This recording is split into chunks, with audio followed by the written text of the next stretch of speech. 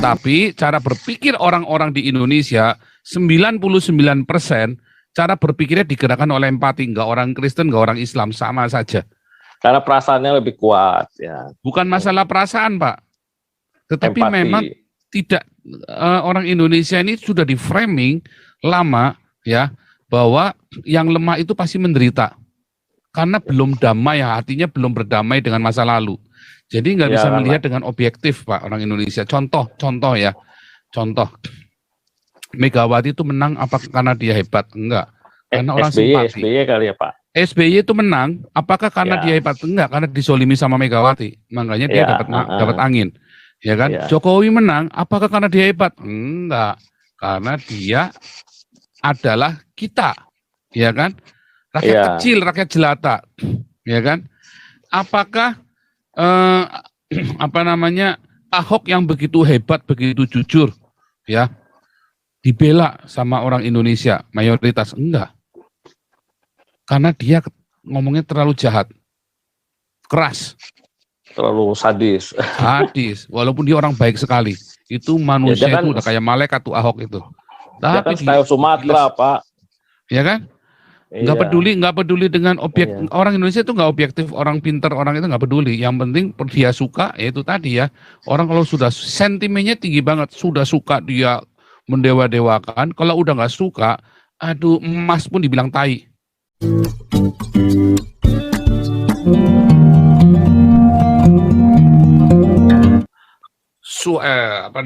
Kebodohan lalu bituar ya.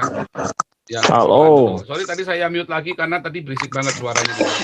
Ya, sorry anak saya main game seru banget. Silakan lanjut. Ya, saya sih nggak mau panjang-panjang, tadi udah diborong sama Pak Warta sesungguhnya ya tadi ya sebelum saya. Suara kebenaran. Suara kebenaran, sorry. Ya. Bingung ada 2 warta. Untung kebodohan cuma 1 yang masuk sini, Pak ya. Iya, orang bodoh cuma 1, jangan banyak-banyak. Ya. Nah, jadi saya cuma mau ambil highlight yang paling belakang tadi, pertanyaan Pak Warta Warta sesungguhnya ya. Itu tentang kenapa sih Putin atau Rusia tidak nawarkan saja sekian dana untuk Ukraina supaya nggak bergabung dengan NATO. Nah, sebenarnya tuh kalau kita baca detailnya itu sudah dilakukan oleh Rusia tahun 2012-2013, Pak. Jadi saya kemarin kan gara-gara pelajaran Pak Paul 2 minggu yang lalu sama pelajaran kelas perjanjian lama di kelas Evangelis, terus pas bersamaan dengan ada perang Ukraina-Rusia ini, kok saya jadi pelajarin sejarah bangsa-bangsa itu ya. Dan kebetulan saya dulu pernah dengar namanya Pak Sandre Adelaja dari Ukraina, itu pembawa perubahan di Ukraina. Nah, jadi saya banyak riset di internet ya. Nah, itu 2012-2013 itu sudah dilakukan oleh Presiden Putin. Itu bukannya enggak, jadi sudah dilakukan, tetapi rakyat Ukraina nolak. Bahkan Presiden Ukraina waktu itu mengatakan mereka sudah Presiden memutuskan untuk menolak bergabung dengan NATO dan akan bersikap netral atau bagaimana, dan akan menerima istilahnya tawaran dana dari Rusia itu untuk membantu perekonomian negara Ukraina yang memang selepas Uni Soviet itu kan jadi negara miskin di Eropa itu. Nah, tapi terjadi dalam catatan sejarah ada namanya Revolusi Maidan di 2013 itu. Nah, itu di situ rakyat berdemonstrasi sampai berjuta-juta, sampai ada yang puluhan mati. Rakyat minta mereka tetap Ukraina harus gabung sama Uni Eropa atau NATO. Mereka menolak di bawah kendali Uni Soviet, Rusia. Nah, akhirnya tawaran dari Rusia itu rakyat nolak. Akhirnya presidennya kabur ke Rusia.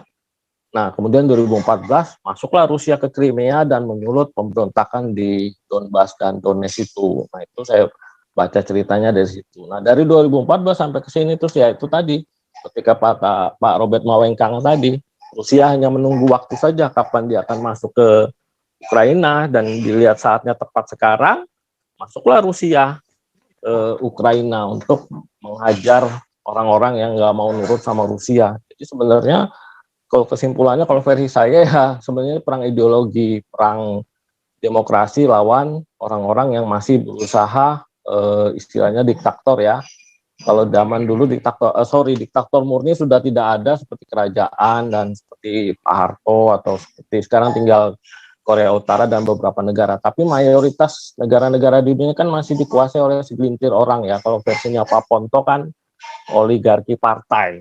Nah, jadi kalau di Cina oligarki partai komunis, kalau di Rusia kan ada Putin dan oligarki para pengusaha-pengusaha kaya di sana. Nah itu yang sebenarnya Putin khawatirkan bukanlah NATO-nya, bukanlah rudalnya. Tapi kalau demokrasi itu masuk ke rakyat Rusia dan rakyat Rusia berontak terhadap para oligarki ini, ya bubarlah negara Rusia itu. Nah itu saya rasa yang lebih ditakutkan oleh Putin, bukan Putin tidak takut senjata, tapi Putin lebih takut sama sebuah kata demokrasi. Nah itu sebagai ini aja Pak. Jadi yang Pak Paul bisa angkat juga itu Sandi Adel aja. Kalau mau saya sih Pak Paul boleh cari-cari tahu, karena itu kegerakannya saya baru ingat bahwa ternyata dari 2002 itu dia sudah suka bagi-bagi makanan di kota Ukraina yang waktu itu rakyatnya banyak miskin Pak gitu. Nah, akhirnya jadi saya takutnya Ini salah nanti satu pro Zelensky ya. iya. Enggak, saya nggak pro Zelensky, saya ngelihat Boleh, pro juga pergerakannya boleh. mereka gitu. Kalau Ya, saya jadi juga cuma nggak saya pro takutnya Putin. nanti 10 Begini loh tahun Pak kebodohan. kemudian Indonesia bisa bubar juga gara-gara Pak Paul Dang nih bagi-bagi makanan juga. Memang begini loh Pak. Memang Iya, tren yang di iya. Indonesia ini gini loh Pak. Iya, Indonesia itu mudah sekali digerakkan dengan simpati. Mau salah mau benar, yang penting cara dia bertindak bisa simpati. Mau iya, benar mau salah, orang Indonesia itu nggak objektif. Yang iya, penting bisa betul. menggerakkan hati empati dan simpati itu loh Pak. Ya itu karena saya gilanya bilang orang Indonesia itu begitu. karena Nah, Indonesia ini saya bilang negara gado-gado, jadi ideologinya pun gado-gado, jadinya galau. Kita ini mau demokrasi apa mau diktator? Mau demokrasi apa diktator? Karena kita galau, tapi akhirnya kita non-blok gitu. dalam banyak hal memang Indonesia begitu. Kayak Megawati, Iya, apakah Megawati dulu jadi presiden menang pemilu yang pertama kali itu ya? Karena dia hebat, karena dia negarawan ini enggak, karena disolimi Pak waktu itu Pak. iya Ya kan? betul. Makanya Setuju. PDIP menang kan? Ya kan negara Tetap Indonesia ini kan demokrasi masih nggak jelas sebenarnya. Bukan demokrasi murni karena rakyat, tapi kan karena pengaruh faktor-faktor ideologi. Makanya Jokowi pun sekarang bukan masalah itunya Pak. Ya, Bukan iya. masalah demokrasi ideologi, bukan. Karena memang cara berpikirnya orang Indonesia memang tidak objektif. Tetapi cara berpikir orang-orang di Indonesia 99% cara berpikirnya digerakkan oleh empati. Enggak orang Kristen, enggak orang Islam, sama saja. Karena perasaannya lebih kuat ya. Bukan masalah perasaan Pak. Tetapi Empati. memang tidak, orang Indonesia ini sudah di framing lama ya, bahwa yang lemah itu pasti menderita.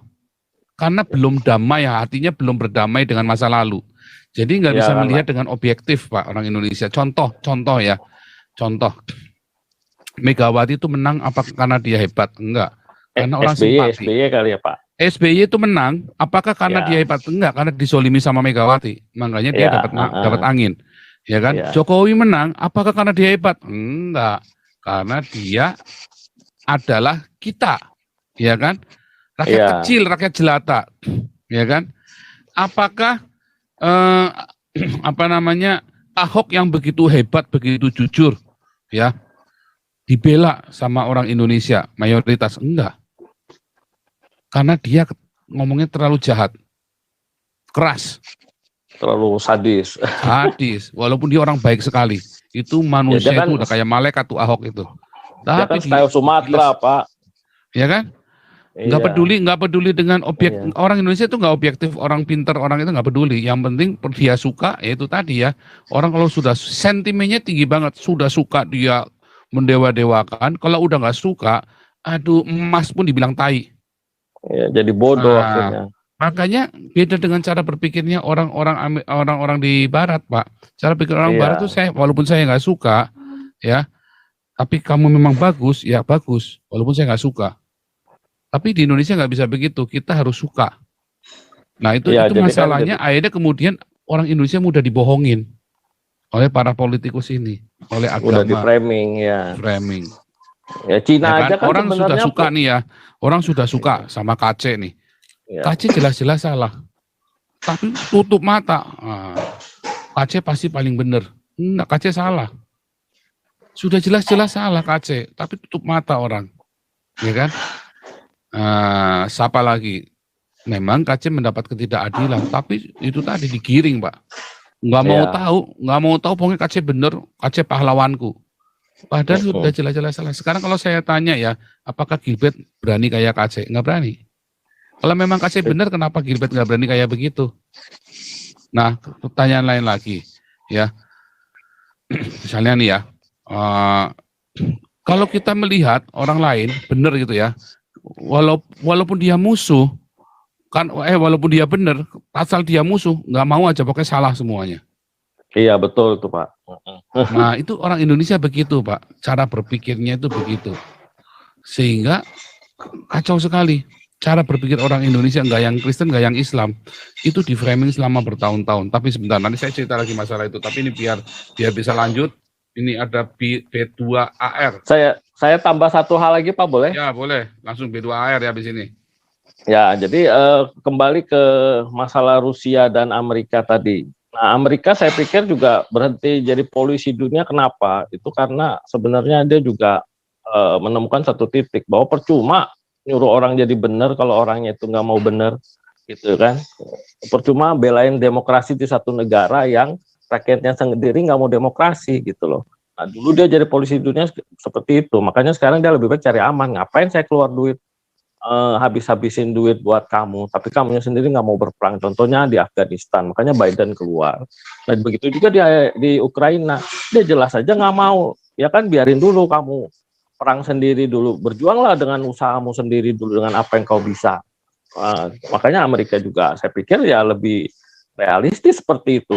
Ya kan, masalah Ukraina harus dihilangkan dari muka bumi oleh Putin, ya itu sudah keputusan dari rakyat Ukraina. Mereka sudah ditawarkan, sudah diberikan kesempatan oleh Presiden Putin untuk istilahnya jadi bolonya dia, tapi rakyat Ukraina tetap bandel, ya resiko dia, gitu kan. Nah itu dari sisi saya ngelihatnya sih seperti itu, bukan saya pro Putin atau pro Zelensky, tapi itu resiko kalau orang mau berbeda pendapat, ya pada ujungnya kalau dia sudah berbeda ideologi dan akhirnya harus diselesaikan secara fisik, kan dia harus siap gitu loh. Itu yang sudah diputuskan oleh rakyat Ukraina, mereka siap apapun yang terjadi melawan Rusia. Masalahnya adalah dulu yang janji-janji manis dari NATO akan membantu segala macam, ternyata pada balik badan semua, dan akhirnya sekarang mereka ya sudah harus menjalani itu sendiri gitu. Di Cina kita juga kemarin pikir kalau Rusia akan nyerang Ukraina, kemudian Cina akan mengambil kesempatan untuk aneksasi Taiwan. Ternyata Cina enggak, Cina malah mundur. Dia bilang kita ini partner tapi bukan sekutu, katanya, bukan sekutu Rusia. Jadi kan dunia sudah agak adem sedikit nih. Jadi Cina nggak akan agresif dalam kasus ini. Nah itu kan karena Cina juga mikir. Karena Cina kan mengamankan semua bisnisnya yang ada di negara-negara yang kontra Putin, Pak. Makanya Cina nggak mau, Pak. Iya, ngapain saya ribut-ribut juga, saya dagang. Rugi kan. Abstain, itu paling benar. Harusnya Indonesia begitu, abstain. Itu urusan kakak adik kan. Ukraina sama Rusia kan urusan kakak adik. Betul. Selesaikanlah berdua sendiri gitu. Betul. Nah itu pendapat harusnya saya. Indonesia nggak boleh ngomong. Tadi saya setuju dengan Ibu Koni. Harusnya biarkan, kasihkan ke PBB, nggak usah ngomong. Ya itu ribut kakak adik, selesaikanlah mereka. Yang satu mau demokrasi, satu mau masih komunis, ya silakan putuskan begitu kan. Oke. Dapat saya Pak, terima kasih. Lanjut, The Bear tadi B2R. B2R mau bicara?